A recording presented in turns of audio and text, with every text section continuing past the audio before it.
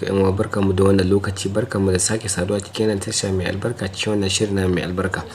Insha Allah yau kuma na zo maka yau yadda zaka yi hacking Telegram idawa a cikin wayanka. Ko zaka ji dan aramu wayanka na minti ɗaya yayi yawa, kawai zaka yi hacking Telegram din idawa wayanka.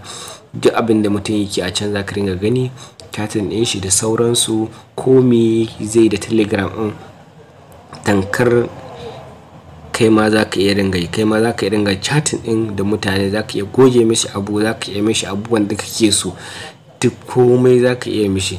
In group ne ya shiga, za ka iya shiga group din ka fitar da shi, duk abin da yake za ka, in ya rubuta message ma za ka iya goge message, za ka iya goge ma wancan message, duk komai normal kamar yadda ka san Telegram yana hannunka, to haka kai ma za ka ringa yi da Telegram nashi. Haka dan wa ina tana ka da muna koyar da wannan bidiyon just for education purpose, da dan ba dan ka je ka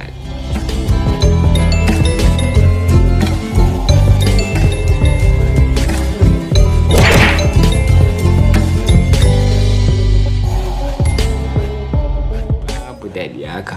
So haka dan wa ina roƙonka da Allah, in baka mana subscribe ba, da Allah ka taimaka danna mana subscribe, da ka ta fito da Allah ka danna all. Wannan shi zai baka dama duk lokacin da muka daura a bidiyo a YouTube za su dinga sanar da kai tsaye. Na farko shine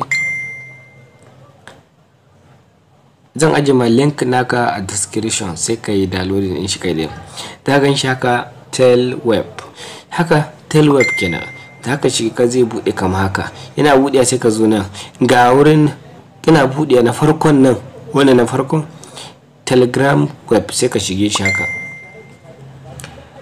Kana shige shi haka sai ka bar shi. Kaga wannan da ya bude, al misali ko mutum yana nesa ne, zaka iya screenshot ka tura mishi wannan, kace ma ya ma scanning din shi ba tare da ka ga ya mishi bane.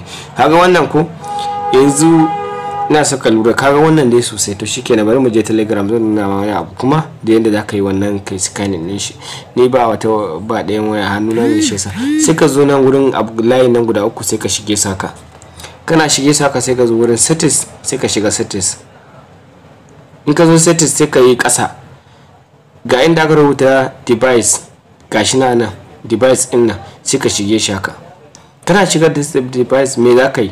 Sai ka zo wannan na farkon nan, gashi na scan QR din nan, shi za ka danna, ko sai ka danna shi haka.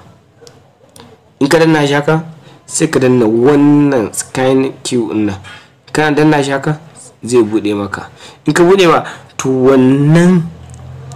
wannan abu shi kawai za ka yi scanning. Shi wannan baya dadewa, kawai kana yi haka ya dauka, baya yar kai minti wai sai ya dade, a'a kana kara shi a bayan sakon ɗaya yawa, kana kara shi haka, shikenan zaga yayi scanning din shi. Shi kawai wahala kimiran ko ta kalli wannan, ko mutum ya ne ka rike wayan shi, ko kai nuna wayan ka, ko kimiran kawai ta haska wannan, shikenan an gama aiki, saboda sauri dauka da sauransu haka.